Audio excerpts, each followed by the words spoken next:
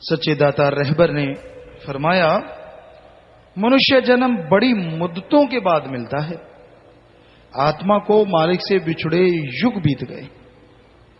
कितना समय हो गया कुछ कहा नहीं जा सकता, क्योंकि वेद शास्त्रों के अनुसार ब्रह्मा जी का अगर एक दिन माने वो 43 लाख से ऊपर है। 43 लाख साल एक दिन बनता है कहते ब्रह्मा का। और उसमें युग बदलने में कितना टाइम लगता है, क्योंकि चारों युग जब खत्म होते तब उसका दिन पूरा होता है। तो कितनी देर हो गई आत्मा को मालिक से बिछड़े, इसका कुछ मालूम नहीं, क्योंकि ब्रह्मा को ही मालिक को ढूंढते ढूंढते उनके हिसाब से युग बीत गए थे। और फिर ब्रह्मा को मालिक ने बताया था कि मैं ही सारी सृष्टि का कर्ता धर्ता, मैंने तुझे बनाया। ब्रह्मा विष्णु महेश सबको बनाया उस ओंकार ने, सुप्रीम पावर ने। फिर सृष्टि की रचना हुई और उसके बाद पता नहीं कितने युग बीत चुके हैं, कितना समय गुजर गया। इन 4 युगों का जीवों को पता है इतने साल हो गए, नहीं, इससे पहले पता नहीं कितने युग बीत गए, जिसकी कोई हिस्ट्री, जिसकी कोई कहानी आज किसी को मालूम नहीं है। लोग तो आज वाली कोई जुटला रहे हैं, ना जी कौन सा राम हुआ, कौन सा फलाना हुआ, ये वो नहीं, जो कि हुआ है हकीकत है उसको भी नकार रहे हैं। तो उससे पहले जो हो चुके युग उनका तो किसी को पता ही नहीं। पता नहीं कितने युग उससे पहले बीते हैं, 4 युग पता नहीं कितने बार बारी बारी से आ चुके हैं। ये तो मालिक जानता है, सतगुरु जानता है, क्योंकि 4 युग तो बढ़ते ही 43 लाख साल के हैं।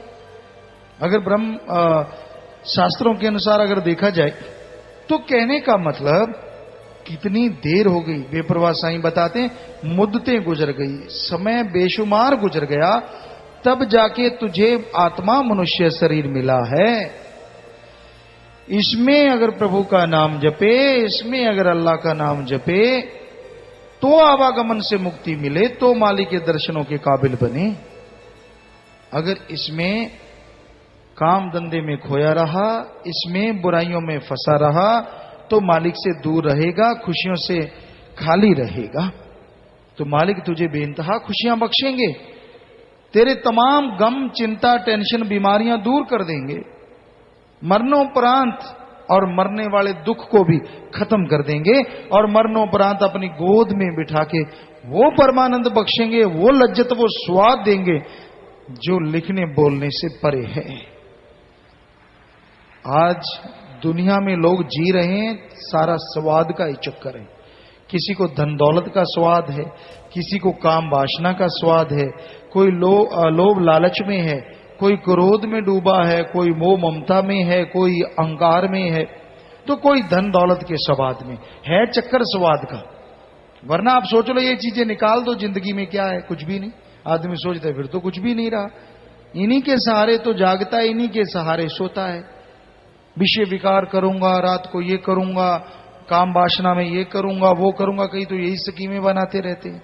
वो टाइम गुजर गया रात का, अगले दिन उठते हैं चलो यार काम धंधा मजबूरी में करना पड़ेगा, लेकिन ख्याल काम वासना में, गंदगी के कीड़े का गंदगी में ख्याल रहता है। फिर दूसरे नंबर पे लोभी लालची है, रुपये पैसे का ख्याल चल पड़ता है। कैसे यार ठगी मारूं, कैसे किसको लूटूं, आज तो इतने बकरे बड़ी चढ़ गए, कल को कितने चढ़ेंगे, कितने की जेब काटूंगा, कितनों को ठगी मार के उलझाऊंगा, मौज बन गई, इतने नोट बन गए, बैंक बैलेंस बढ़ता जा रहा है, ऐश कर रहे हैं, स्कूटर आ गया, गाड़ी आएगी, जहाज आएगा, पता नहीं क्या क्या।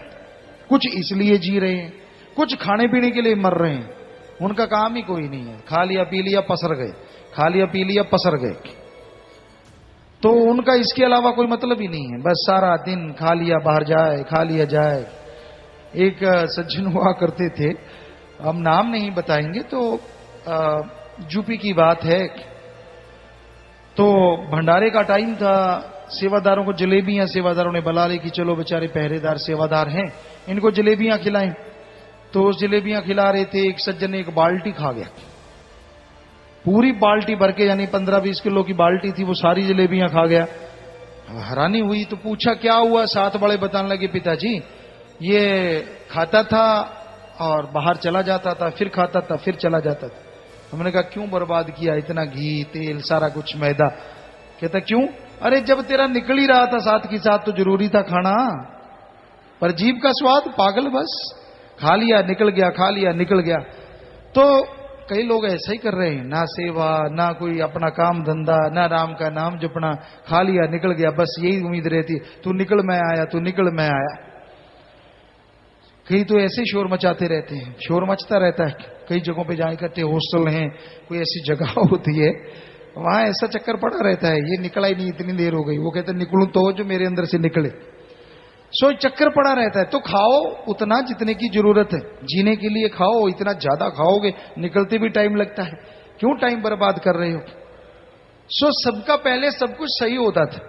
हम गुरु सर मोड़िया से आए राजस्थान से, हम ये नहीं जानते कि थकावट नाम की भी कोई चीज होती है, पता ही नहीं था। ना तो कभी बापूजी उम्र में उस समय काफी रहे, लेकिन ना तो कभी उनसे सुना ना किसी और से सुना कि थक गए। लेकिन जैसे यहां शहर में आए तो नौजवानों को हो थक गए हैं, ये क्या बला होती है थक गए। तो थोड़ी सी सेवा की, थोड़ा सा काम किया, ओह थक गए। सारी सारी रात ट्रैक्टर चलाते, सतगुरु की कृपा से। हमें कोई ऐसी मान बढ़ाई नहीं जो हम अपनी बढ़ाई करें, हम तो खाकसार हैं भाई, लेकिन उसकी रहमत से ये होता था। सुबह 7 बजे जाते, पढ़ने लग जाते, दोपहर को मई जून के महीने भी छुट्टियां भी होती, तब बात अलग है, बिना छुट्टियों के सुबह 7 बजे स्कूल लगता, 12-1 बजे छुट्टी होती, वहीं किताबें रखते, खाना वगैरह दोपहर को 10-11 बजे छुट्टी होती उसमें ले लेते, वहीं किताबें रखते। हमारे साथी यहाँ कोई ना कोई होंगे शायद, तो वो खेलना शुरू कर देते। दोपहर होती पूरा, इतनी दोपहर आज वाले तो छाया में पंखा ले रहे हो, मर गए, बड़ी गर्मी है। तो इस दोपहर में हम खेलना शुरू कर देते। शाम के टाइम होता, सारी रात ट्रैक्टर चलाते। सुबह 4 बजे जाके जो हमारे साथ वो नौकर जो काम करते थे, हम कभी उन्हें नौकर नहीं कहते थे, अब आपको बताने के लिए कहना पड़ रहा है, तो उनको कह देते ले भाई अब तू चला थोड़ी देर, बस 2 घंटे 3 घंटे सोते और फिर उठ जाते, क्योंकि सुबह तो 4 से 6 सोए ना सोए वो सतगुरु जाने। तो उसके बाद फिर स्कूल चले जाते, फिर खेलना शुरू, यही रूटीन था। कभी 4 घंटे सो लिए, कभी 2 घंटे सो लिए। अगर कभी खेती बाड़ी का काम ना होता तो फिर सारी रात खेलते रहते, चांद की चांदनी में, जाके गांव वालों से पूछ लो। तो कहने का मतलब पता नहीं होता था थकावट क्या है। आज वाला यहां से वहां तक चल के गया, ओह बड़ी गर्मी है, मुंह इतने खुले होते हैं, पता नहीं बेचारे क्या टैंक उठा के आए। ये तो हाल हुआ पड़ा है आज के इंसान का, क्योंकि खान पान ऐसा हो गया है, सोच ऐसी हो गई है, बात बात पे टेंशन। संतों की बात में भी निकालना, कान यूं खोल के, अच्छा कोई बात पकड़ लूं मैं फिर बताऊं ये हुआ। बड़ा कुछ करते हैं आज के शातिर इंसान, उनका मन शातिर है, वो तो बेचारे मालिक के प्यारे हैं। अगर सुमन करने लग जाएं, भक्ति करने लग जाएं तो मन टिक जाए। तो हम किसी चीज पे कटाक्ष करते हैं, वो सही होती है, गलत नहीं। आज के खान पान में चेंजेस आ गए। ऑर्गेनिक खाओ, जिसे राजस्थान में कहते हैं बरानी, ना खाद हो ना स्प्रे हो, वो खाना खाओ, शरीर के लिए इतनी तंदुरुस्ती आती है कहने सुनने से परे। पर साथ में राम का नाम सुबह शाम जपो, आत्मा को बड़ी ताकत मिलती है, और आत्मा अगर बलवान है तो शरीर अपने आप बलवान होता चला जाता है। तो भाई बड़े समय के बाद शरीर मिला है, ऐसा शरीर जिसमें परमपिता परमात्मा को पाया जा सकता है। सुमन के द्वारा अपने भयानक कर्मों का खात्मा किया जा सकता है, वरना कर्म तो भोगने पड़ते हैं। जब बुरे कर्म करता रहता है जी, पता चलने नहीं देता, और जब भोगने पड़ते तब सबको पता चलता है। और तब पता क्या बहाने बनाता है, ले देख लो मैं और क्या करूं, मैं तो नाम भी जपता हूं, सेवा भी करता हूं, फिर भी मेरे अंदर ऐसा ऐसा हो रहा है। दूसरे कहते हाँ भाई बेचारा, ये नहीं पता ये है मन का मारा, ऊपर से लगता है बेचारा, पता नहीं क्या क्या गुल खिला रखे हैं इस मन के मारे ने। दिखने में लगता है क्योंकि एक्टर है, हर कोई एक्टर है, एक्टिंग कर रहा है। आप एक आधा हीरो देखते हैं, हम रोज सब में हीरो बैठा देखते हैं, क्या एक्टिंग करते हैं गजब की। दिखना हो फिर अपनी गलतियां नहीं बताएंगे कि मेरी गलतियों के कारण मेरे लाठियां पड़ रही हैं, फिर निकालेंगे परमात्मा में, सतगुरु में, उसके नाम में कमियां ही कमियां निकालेंगे जी, लिस्ट बना देंगे। और खुद की कमी नजर ही नहीं आती, कहते ना ना मैं तो दूध का दूल्हा हूं। अरे कमी खुद में है, खुद के दामन को देखो कितना फटा हुआ है, इसीलिए उसकी रहमत अंदर नहीं समा रही, जितनी आती है चली जाती है।